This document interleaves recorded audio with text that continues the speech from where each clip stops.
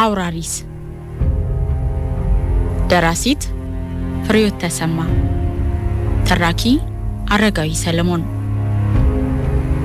ጭጋግና ጠልና ሌሎች ከተሰኘው መጽሐፍ የተወሰደ አውራሪስ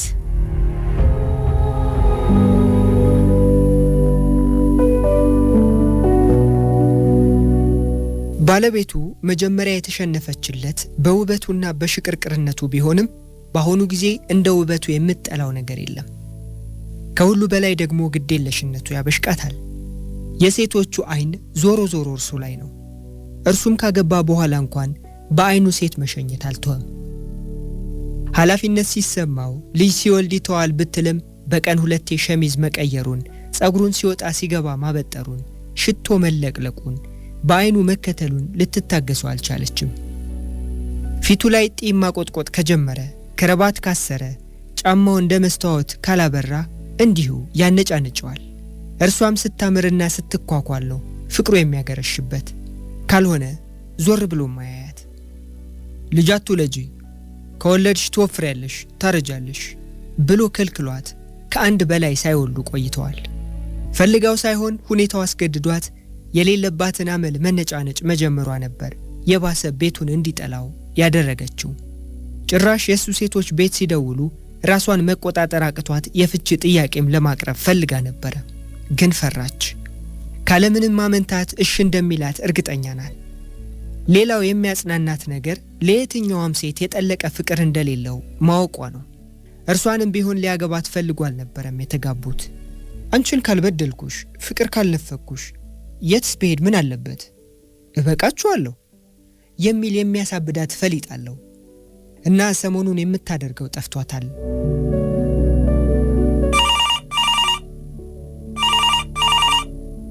ስልኩ ሲንጫረር ለማንሳት ስትሄድ ቀድሞ አነሳው። ከንፈሯን እየነከሰች አጠገቡ ቆመች። የሚደውለው ስልክ ሁሉ የእርሷ ይመስላታል። ግድ አልነበረውም። ሃይ ስዊትሃርት አለ። ሴቶቹን ሁሉ እንዲህ ነው የሚላቸው። እርሷንም ደና ዛሬ መደወል አይቀርም ነበረ። ሪሊ? ምን ችግር አለ? ታያት ባክሽ። በቃ ማታ መጣለሁ። ማታ ልክ 2 ሰዓት። ባይ። አንጀቷ እየደበነ በንዴት ስትመለከተው መኖሯን እንኳን ሳያይ ወደ መስታወቱ ሄዶ ጸጉሩን ከነካካ በኋላ ጃኬቱን መልበስ ጀመረ። ጌታቸው፣ ለመሆኑ ሰው መስዬ አልታየህም? ንቀት ነው አይደል? ጥሩ ሚስት መሆኔ ትዳሬን መውደዴን ሊያስንቀኝ ይገባል? ለመሆኑ በእሑድ ምድር የት ልትሄድ ነው? አለችው የለበሰችውን ፒጃማ ከእርሱ ሽክ ማለት ጋር አስተያይታ እንባ እየተናነቃት። ለመሄድ እሑድን የመሰለ ቀን አለ እንዴ? አላት ምንም እንዳልነበር አይነት ምስሉን በፈገግታ እያስተዋለ።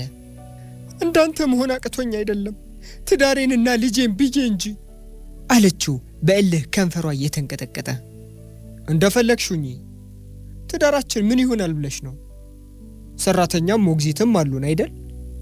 ብቻ እንዳታድሪ፣ ሚስት ውጭ ስታድር ያስጠላል አለና ከቆዳ ጃኬቱ ጋር የሚመሳሰለውን ቡናማ ከረባቱን አስተካከለው። እንደዚህ አልክ? አለች በትዝብት እያየችው። እሺ፣ እኔ ደግሞ የማደርገውን አውቃለሁ። እንዲህ እንደቀለድክብኝማ አትቀርም አለችው በጥላቻ ከእግር እስከ ራሱ በግልምጫ እያነሳችው። ነገርኩሽ እኮ ለውጥ የግድ ያስፈልግሻል። አንድ አይነት ነገር፣ ሰው፣ ቤት፣ ልብስ፣ መኪና፣ ብቻ ሁሉም ነገር ተደጋግሞ ሲታይ እንዴት እንደሚያስጠላ ለውጡን ስታይ ነው የምታውቂው። በጧት እየተነሳሽ መጨቃጨቅሽንም ታቆሚያለሽ። ይልቁንስ ዛሬ እንዴት ነኝ? አላት በርካታ ራሱን በመስታወቱ ውስጥ እየተመለከተ። ደደብነ አለችው እየተጠጋች። አታስብም፣ የያዝነው ትዳር እንጂ ቀልድ አይደለም። ካልበረደልህ መጀመሪያውኑ ለምን አገባኸኝ? አለችው ፊቷ ግሞ። እንጋባ ብለሽ ወጥረሽ ያዝሽኝ አንቺ ነበርሽ። ገና ነን እንጨፍር ስልሽ መጠንቀቅ ሲገባሽ አረገዝሽ። ትከሻውን በግዴለሽነት ሰበቀ። በመጋባታቸው ደስተኝነት እንደማይሰማው ሁሌም ሳይጨነቅ መናገሩ አዲስ ነገር አልነበረም ለርሷ። ብቻ በሽታ ይዘህብኝ እንዳትመጣ፣ አንተ የራስህ ጉዳይ። ውጭ እንዳልክ አንድ ቀን ውጭ እንደምትቀር የታወቀ ነው። አቋረጣት። ኦ ኖ ኮኒ፣ ጥንቁቅ መሆኔን እያወቅሽ። ይልቁንስ እኔ የምፈራው ላንቺ ነው። ልምድ ስለሌለሽ ተጠንቀቂ አላትና ጉንጯን ሊስማት ተጠጋ። ባለ በሌላ ኃይሏ በጥፊ ያጮለችውና ልከስከስ ወራዳ አለችው። ለእርሷ የሚያሳያት ፍቅር ምንጊዜም የኔ ነው እንድትል ቢያደርጋትም ስልክ ቤት ድረስ ማስደወሉና ፊቷ ማነጋገሩ ጭራሽ ከማንም ጋር ብትሄድ ጉዳዩ እንዳይደለ ሲነግራት ራሷን መቆጣጠር አልቻለችም። እንዴ አለ ፊቱን እያሻሸ። ምን ነካሽ? በእሁድ ቀን ሰው ትለክፊያለሽ እንዴ? በቃ ዛሬ የተረገመ ቀን የሚሆነው። የኔም መቤት በዱላ ሳታገላብጭኝ ልውጣልሽ አላት ወደ በሩ እየሄደ። ታያለህ ደግሞ እኔ ቆንጆት አይደለሁም አለችው ከኋላው እየተከተለች።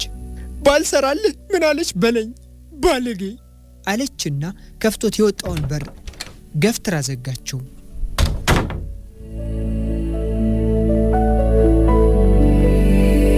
በእሁድ ቀን በዚህ ዕድሜዋ መዝናናት ስትችል ብቻዋን ባዶ ቤት መዋሏ አንገበገባት። ጭራሽ የፊቷ መቃጠሩ ሳያንሰው አንቺም ሂጂ ማለቱ ለእርሷ ያለውን ግዴለሽነት በግልጽ አሳያት። በገነች። ከተጋቡ ጀምሮ ጸባዩ እንዳለ ነው። ገንዘብ ካለው ያንበሸብሻታል። ቤቱ አይጎድልም። በፍቅር በኩል ቀርቧትም ርቋትም አያውቅም። የጸባዩ አለመለዋወጥ ያስገርማታል። በራሷ አዘነች። ምን ለማድረግ እንዳሰበች ባትወስንም ዛቻዋን ቀጥላለች። ቆይ ግድ የለም ባልሰራለት።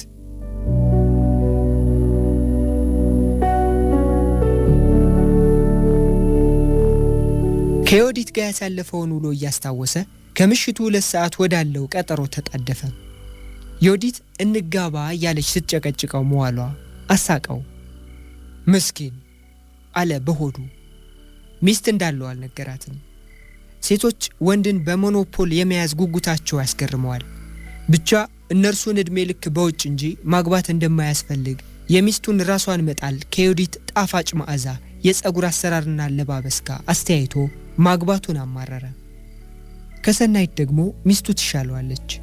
እንዲያውም ጊዜ ለለውጡና ሁልጊዜ ደግሳ ስለምትጠራው እንጂ ሰናይት ዘንድ መሄድ እንኳን አይወደውም።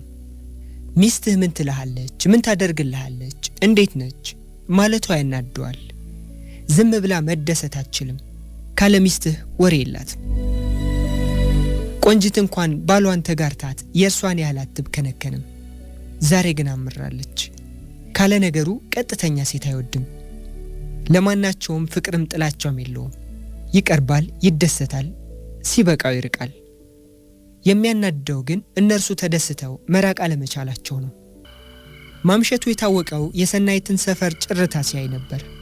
ከዋናው መንገድ 10 ደቂቃ ወደሚያስኬደው ኮረኮንች ሲታጠፍ ጨለማው የባሰ ተሰማው። ሰዓቱን ለማየት ሞከረ፣ አልቻለም። ከ2 ሰዓት እንዳለፈ ግን ገምቷል። ዮዲት አለቅም ባትለው ኖሮ ይህን ያህል እንደማያመሽ አሰበ።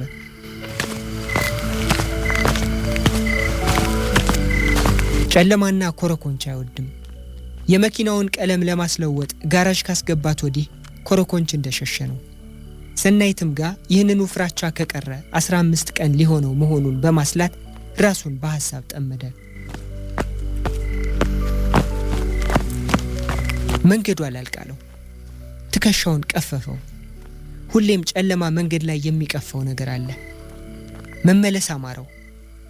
ግን ብዙ ሳይሄድ እንዳልቀረ ገምቶ ወደፊቱ ቀጠለ። ከኋላው ኮቴ ሲሰማ ዞር ብሎ ተመለከተ። ምንም የለም። እርምጃውን አፋጠነ። ከፊቱም ጥላ ያየ መሰለው። ሰሞኑን የማጅራት መቾች ወሬ ከሌላው ጎልቶ ይሰማል። አይንኩት እንጂ የፈለጋቸውን እንደሚሰጣቸው ለራሱ ቃል ገብቶ እጆቹን ከኪሶቹ አውጥቶ እያፋተገ ወደፊት በፍጥነት ተራመደ። ከፊቱ የሰናይትን ቤት ሲያይ ደስ አለው። አእምሮውን በሐሳብ ለመጥመድ ፈልጎ ሰናይት ያንን በሚያክል ቤት ውስጥ ብቻዋን መኖሯን ሊያስገርመው ፈለገ። ከፊቱ ወደ እርሱ የሚመጣ ቅርጽ በጨለማው ውስጥ ታየው። ቀጥ ብሎ ቆመ። መናገር ፈለገ፣ አልቻለም። ቀረቡት፣ ከኋላም ከፊትም። በደመነፍስ እጆቹን ወደ ላይ ዘርግቶ የምትፈልጉትን ልስጣችሁ አለ እየተንተባተበ። ሁሉንም ነገር ይሄው አለ የአንገት ሐብሉን ለመፍታት እጁን ወደ አንገቱ እየሰደደ። ከኋላው እግሩን ተጠልፎ ዘፍ ብሎ ወደቀ። እጆቹ ግራና ቀኝ ተዘረጉ። መጮህ አልቻለም። ወገቡ ሹል ድንጋይ ላይ እንዳረፈ ተሰማው። ሆዱና ፊቱ በርግጫ ተነረቱ። የሚመቱት ሰዎች የሚናገሩት ነገር ነበራቸው፣ ሊሰማው ግን አልቻለም። ክሳዱን ጨምድደው አነሱትና መልሰው አየር ላይ እንዳለ ለቀቁት። አንዳች ነገሩ እንደተሰበረ ገባው። መተንፈስ አቃተው። ዛቻው የቀልድ እንዳይመስልህ አለው አንዱ። ድብደባው ለጊዜው ጋብ ብሏል። እየቀለድክ ያለው በሰው ልጅ ሕይወት ነው። በንቀትና በግዴለሽነት የምታበላሸው የሰው ሕይወት እንዳንተ ዋጋ አለው። እጁን ለሁለት ይዘው አንጓውን አጠፉት። እንደተጋደመ በስቃይ ሲጮህ አፉን አፈኑት። ፊቱን ደጋግመው በጡጫና በርግጫ ደበደቡት። በዚህ ሁኔታ የምትቀጥል ከሆነና ቶሎ ካልወሰንክ ሆድህን በዚህ ነው የምናምሰው። ጩቤ እንዳሳዩት ገመተ። አይኑን ለመግለጥ ሞከረ። እግሮቹንና ኮሌታውን እንደያዙ ከግንብ ጋር አላተሙት። ራሱን ሳተ።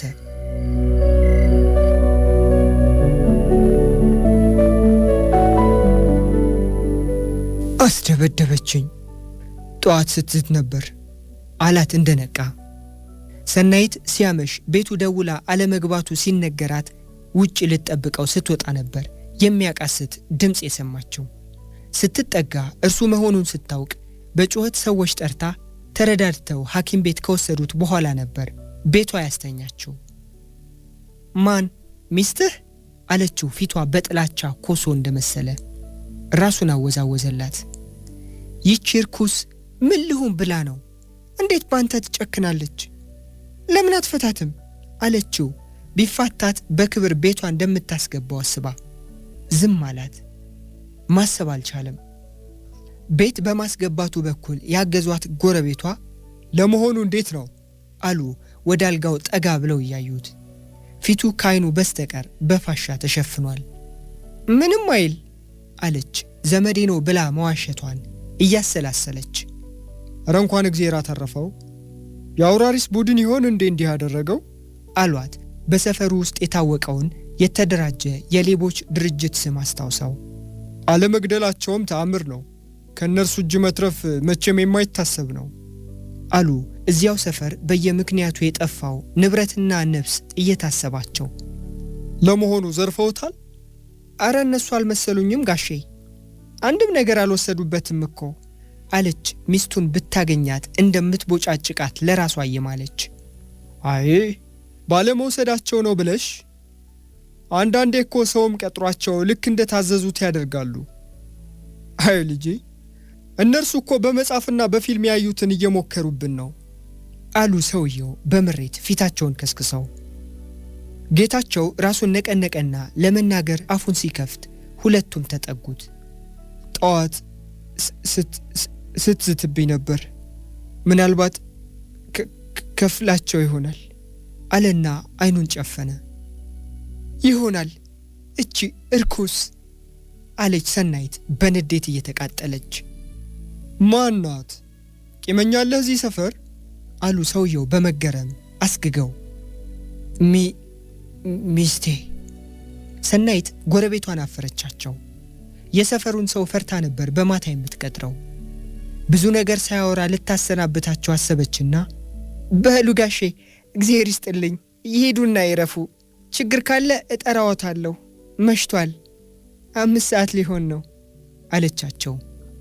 በይ ልጄ እግዚአብሔር ይማርልሽ፣ የውሻ ቁስል ያድርግለት፣ ጠዋት አየዋለሁ አሉና በትዝብት እያዩአት ተነስተው ወጡ። ጌታቸው አለችው ሰውየው እንደወጡ አላስችል ብሏት። ለመሆኑ ያች ሚስትህ ምን ብላህ ነበር? ጌታቸው ትክት አለው። እንኳን አሁን በደህናውም ጊዜ ሚስትህ ስትለው ደስ አይለውም።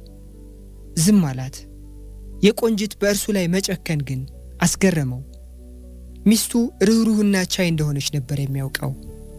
ትዕግስቷ ሞልቶ ፈሷል ማለት ነው ሲል አሰበ። ልታስገድለው እንዳልፈለገች ግን ገባው። ጩቤው ማስፈራሪያ እንደሆነ አልተጠራጠረም። ቀልድ ብሎ የያዘው ነገር ችግር መፍጠሩ አሳሰበው። በዚህ ከቀጠልክ እንገልሃለን፣ አሁኑን ወስን ብለውታል። ፈርቶ ደስታውን ማጣት አልፈለገም። መታሰር አይፈልግም። በቃ ለውጥ ይፈልጋል። ሰናይት ጋር እንዳይቀር ደግሞ የባሰ ቅናተኛ እንደሆነች ያውቃል። ከእንግዲህ ያለውን ጊዜ ከቆንጂት ጋር ብቻ ማሳለፉን ሲያስበው አስጠላው። ከመሞት ሳይሻል አይቀርም። ብዙ ማሰብ አልቻለም። ስሜቱ ተፈረካከሰበት። የሚለቀውም ሆነ የሚጨብጠው ሐሳብ አጣ። ጌትሽ አመመህ እንዴ አለችው ፊቱን መከስከሱን አይታ። አይ አሁን ደህና ነኝ አላት ፈገግ ለማለት እየሞከረ። ሰናይት ለጓጓችለት ጥያቄ መልስ ስላልሰጣት አንጀቷ አሮ ሚስትህ ምን ብላ እንደዛተችብህ እኮ አልነገርከኝም አለችው። ኦፋ እባክሽ ተይኝ በቃ፣ አስደበደበችኝ፣ ቀናች። በቃ ሄደሽ ተኝ፣ ምንም አትጠይቂኝ አላት ስልችት ብሎት። ሰናይት ግን ትዕግስት አልነበራትም።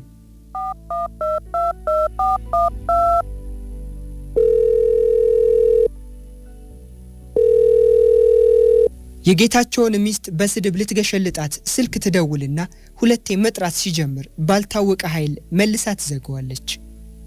ፍቺው አይፈልግሽም ማለት አማራት። ጌታቸውን የመሰለ ሁሌም ፍቅር የማያልቅበት ቆንጆ ሽቅርቅር ባል የምታስደበድብ እርኩስ ስለሆነች አሁኑኑ ሄዳ ብትገላትና የራሷን ብታደርገው ተመኘች። ሚስቱን እንዲህ አድርጋው ባይፈታትም ከእንግዲህ ግን ቤቷ እንደማይሄድ እርግጠኛ ነች።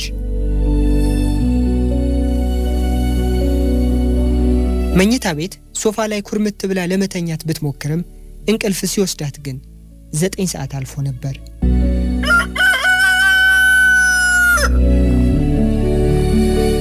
ጌታቸው ጌትሽ አለች ሰናይት። በእጇ ፖስታ ይዛለች። ኦፍ አቤት ምንድን ነው አለ ለመንጠራራት ፈልጎ ቁስሉ አላንቀሳቀስ ስላለው በስቃይ ፊቱን አጨማዶ። ማን እዚህ እንዳለህ እንደነገራቸው አላውቅም፣ ይህን ፖስታ ስጪው ብለውኛል ብሎ አንድ ልጅ ሰጠኝ አለችና ሳየችው። ያቺ ደደብ ሚስት ትሆናለች፣ ምናልባት ልታስፈራራህ። ፊቷን አጨፍግጋ ፖስታውን አቀበለችው። ታመው ለተኙት ሰውዬ ነው ያለኝ። አድራሻ የለውም አላት። የላኪውም የተቀባዩም የለውም፣ ባዶ ነው። ክፈችና ስጭኝ እስኪ አላት ለመክፈት ሞክሮ ሲያቅተው። ሚስቱን የላከችውን ፖስታ መክፈቱ ብስጭቷን አናረው። ከፍታ ደረቱ ላይ ወረወረችለት። ማንበብ ጀመረ። ጤና ይስጥልን። ትላንትና ማታ ስለፈጸምነው ስህተት በጣም እናዝናለን። ትዳሩንና ቤተሰቡን በትኖ ከተራ ሴተኛ ዳሪ ጋር የሚማገጥ ዳኛ ፍርድ ልንሰጥ ታዘን ነበር። ይሁን እንጂ ባለባበሳችሁ መመሳሰል ስህተት ፈጽመናል። በእርግጥ እንዲህ አይነት ሁኔታ አዲስ አይደለም፣ ያጋጥማል። በተረፈ የአጋጣሚ ጉዳይ እንጂ ስራችን እንከን ኖሮት እንደማያውቅ ልናረጋግጥሎት እንወዳለን። ምንጊዜም ታዛዦች ነን። አውራሪስና ጓደኞቹ። ወረቀቱ ይቃጠል። ስህተት አለ ጌታቸው እጁ እየተንቀጠቀጠ። ብሞትስ አለና ደብዳቤውን ለሰናይት አቀበላት። ሚስት አይደለችም እንዴ አለችና ተቀብላ አነበበችው። የጽሑፉ ይዘት አቀዘቀዛት። የአውራሪስና ጓደኞቹ ስህተት አለ በቀስታ ለራሱ። ምንጊዜም ታዛዦች ነን። ለመሳቅ ሞክሮ አቃተው። ፊቱ በስቃይና በንዴት ተጨማደደ። ውጭ እንዳልክ አንድ ቀን ውጭ እንደምትቀር የታወቀ ነው የሚለውን የሚስቱ አባባል ሳቁን ነጥቆት ይስቅበት ጀመር። በማግስቱ ሰናይት ሰፈር የእድር ድንኳን ታየ። ዳኛው ቤት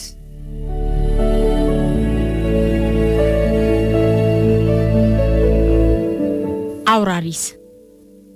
ደራሲት ፍሬሕይወት ተሰማ። ተራኪ አረጋዊ ሰለሞን።